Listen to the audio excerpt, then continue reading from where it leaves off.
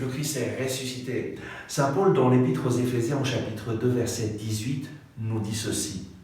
Par Jésus-Christ, nous avons en effet libre accès auprès du Père. Par Jésus-Christ, nous avons libre accès auprès du Père. Qui d'entre nous ne voudrait pas avoir libre accès auprès du Père?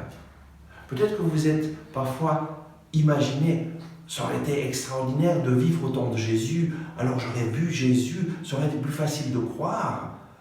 Et beaucoup de personnes ne se rendent pas compte qu'au temps de Jésus, si nous voulions voir Jésus, il fallait aller en Israël. Et que toutes les personnes qui ont vécu en dehors du pays d'Israël n'ont jamais rencontré Jésus. En Europe, personne des Européens l'ont rencontré, à part les soldats romains qui sont partis là-bas. En fait, nous vivons des temps extraordinaires. Depuis que Jésus est mort sur la croix, ressuscité d'entre les morts et qu'il a envoyé le Saint-Esprit, alors nous avons en Jésus libre accès en un seul esprit auprès du Père. Et nous pouvons rencontrer le Père à travers Jésus. Jésus nous dit, je suis le chemin, la vérité et la vie. Nul ne vient au Père si ce n'est par moi. Et c'est une chose extraordinaire que Dieu a voulu avoir une relation avec toi et moi. Et voilà qu'il a envoyé son Fils unique, Jésus, qui est venu sur cette terre pour nous ouvrir le chemin vers le Père. Lorsque nous accueillons Jésus dans notre vie, lui nous guide vers le Père. Lui nous réconcilie avec le Père. Lui nous pardonne tous nos péchés. Lui détruit le mur de séparation qu'il y avait entre Dieu et nous. Et ce mur de séparation, c'est notre péché.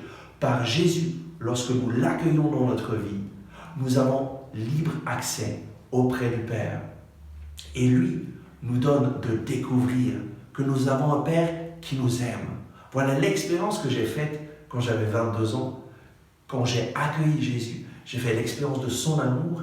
Et petit à petit, dans ma prière personnelle, Jésus m'a montré que j'ai un Père dans le ciel, un Père qui m'aime. J'avais beaucoup de difficultés à m'imaginer Dieu comme un Père qui m'aime. Pourquoi? Parce que à travers les circonstances de la vie, je m'imaginais Dieu plutôt comme un vieux grand-père qui notait tous mes péchés et qui allait m'accueillir au moment de ma mort en me disant « t'as fait ça, t'as fait ça, t'as fait ça, t'as fait ça ». Et Jésus m'a révélé que Dieu est un papa qui m'aime personnellement, qui m'aime sans condition et qui veut le meilleur pour moi. Et voilà la bonne nouvelle pour toi aujourd'hui. Dieu est ton papa. Il t'aime personnellement. Il t'appelle par ton nom. Il veut le meilleur pour toi.